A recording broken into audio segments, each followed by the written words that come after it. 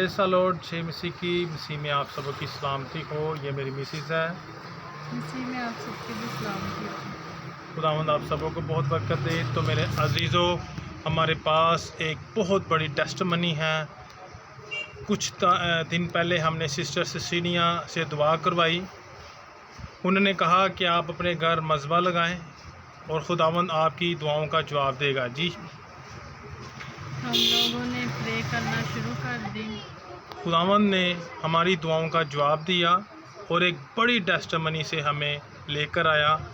आप बिलीव करें, सबसे बड़ी बात यह है कि 5वें दिन खुदावंद ने हमारी बातों का जवाब दिया और हमारे घर से इब्लीस सांप की शक्ल से बाहर आया और खुदावंद के फजल से हमने उसको मार दिया।